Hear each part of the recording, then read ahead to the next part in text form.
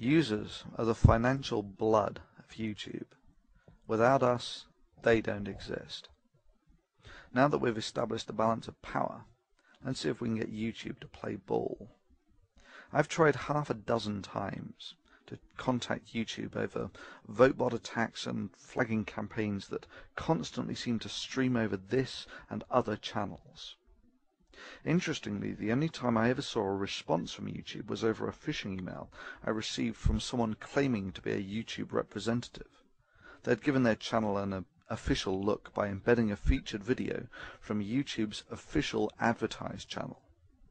I messaged this about them and they corrected the problem within hours. Oh yeah, when YouTube deems something in their personal interests, they can act quick enough. Now I feel that YouTube is aware of the problem that this channel and others are facing. They have simply elected not to communicate or act as they don't deem it in their financial interests. However, without users, YouTube is nothing. Users are the lifeblood of YouTube. Collective action by users necessitates a response by YouTube. It has been my ongoing and lengthy experience that YouTube's help system is utterly ineffective and deliberately infuriating to use. It has become clear to me that YouTube not only reads messages sent to its advertised channel, but rapidly acts on them when it's in their best interests. This is, of course, essential to their financial existence of advertising revenue. They have to read these messages. Well, you don't have to be Einstein to figure out what the most effective strategy for the users is. If you're going to protest as a user, do it where it's effective. If you're unhappy with YouTube's inaction regarding vote bots, script voting, spamming, false flagging campaigns, and YouTube's inability to correct these mistakes, then feel free to voice your concern to this woman. Welcome to YouTube's very own brand channel. This is our version of an online media kit. I'm Susie Ryder. I'm the Director of Ad Sales at YouTube, and it has been staggering over the course of the last couple of years to see YouTube grow from a small video sharing site to garnering the 6th largest audience on the web. There are a couple things that a marketer or an advertiser needs to get. The first one is that on YouTube it's really about participating. Look at me dancing with Soldier Boy. I'm participating. You heard Susie. It's all about participation. You can take her up on her offer and contact her either directly through YouTube's advertised channel or via the link provided. Basically, Google Susie Ryder's name.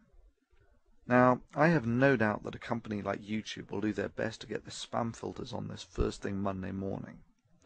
So if you want your voice to be heard, it's best to use unique wording and probably include the odd line about advertising, etc. Be creative. And yeah, it has occurred to me that YouTube might shut me down for this.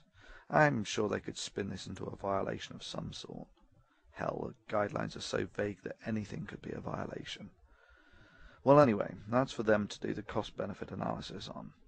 For me, this is simply a calculated risk. If YouTube decide to play ball here, there will be less angry users writing the messages, and YouTube will be a better maintained and fairer forum. It's win-win. If they don't, then the Thunderfoot channel is gone, and YouTube makes its statement about how it values the opinions of users, and the site likely becomes an increasingly bland and sterile commercial video network, the trajectory it's arguably on already. Irrespective of YouTube's actions, the optimum strategy for us free thinkers now is for you to add the big channels as friends.